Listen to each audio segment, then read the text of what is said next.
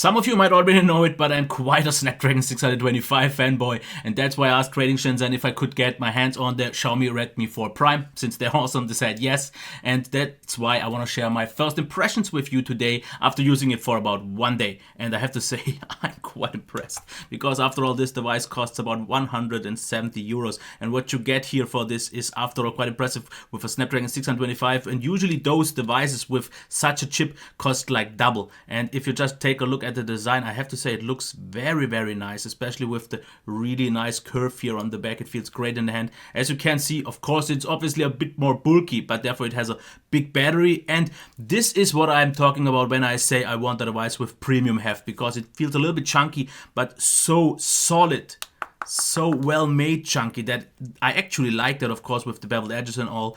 Fingerprint reader works absolutely fine, not the very best one, but it's totally okay. Of course, I will get into the rest a little bit more in the review, as for example the buttons and notification ID and so on. The buttons, I would wish for a little bit more of clicky feedback, because you get a tactile feedback, but I would wish for a little bit of click. And what I actually like this time, that I got the black version, so you don't really see the black border, which is great. The first thing when I want to talk about the display is one thing. If you set it to standard, it is actually nice and it's quite naturally calibrated, but I want a little bit more oomph, and that's why I like Brilliant. But I just have to say that they went a little bit too far here, because especially the blues, the purples and the reds are just too extreme, and therefore skin tones look just way too extreme. And if there is one little thing that I would have to complain about, it's the black. It's not super deep, and there is a little bit more than on the, let's say, a little bit more high quality display amount of IPS glow, but it's still, just in terms of colors, whites and black and overall qualities with the viewing angle brightness, is absolutely top. And it is still a good display, but if you are a lot in darker situations, you will maybe notice that a little bit more, but it's mostly the odd blues that are a little bit off. Now, quick look at the speaker.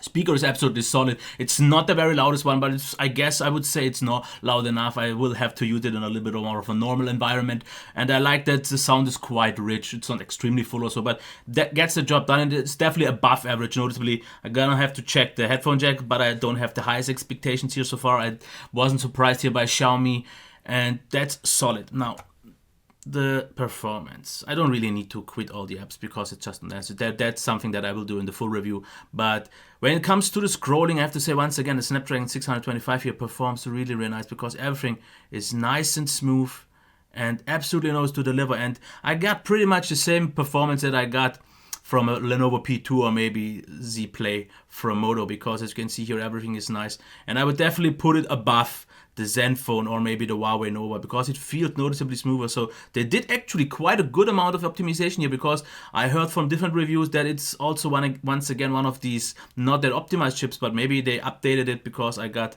the MIUI 8.2 version, and I gotta say performance is absolutely top. It's maybe not 100% Z Play, but very, very close to that, and easily P2. So that's something I like, and I've praised the P2 already a lot. So performance seems absolutely great. Gaming is something that I will talk about in the full review, but I've tried it already and it seems to be on par with the other ones. So definitely moderate and easily playable at all times. This is something I like. Battery, of course, is huge. 4100 milliamp hours of battery should provide you with a good amount, and so far it seems really, really good.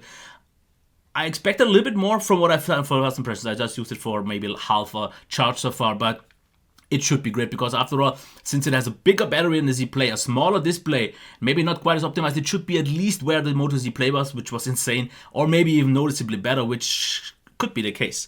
Now, the software is something that I want to not spend too much time on it, because as you can see here, I use a theme, and with a theme, it definitely looks already way nicer. And one thing that I've complained about in my last review, because that wasn't available yet, that we can now swipe twice and get all the quick settings. This is something that I like. I use Nova Launcher here, so we don't really have to get about it. Feature-wise and all that, I will go into the review, because it's still MIUI, not really too much to say here.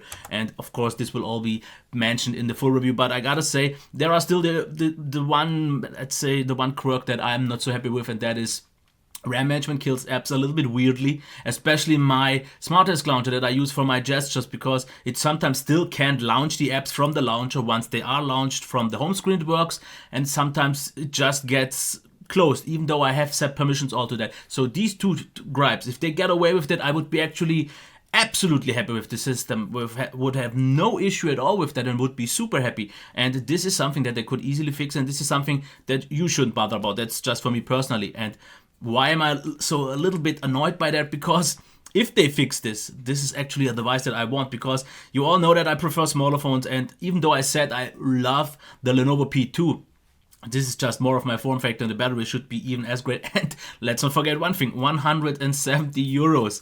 And if you take, for example, from Trading Shenzhen, they have the new shipping method where you don't pay taxes and so on, and pay like 8, maybe 15 bucks more.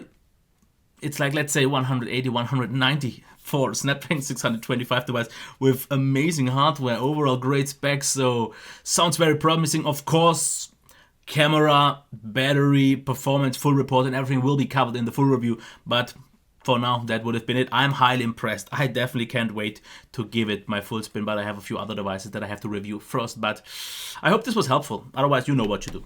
Thumbs up and all that, and yeah, I get it. Until next time, bye.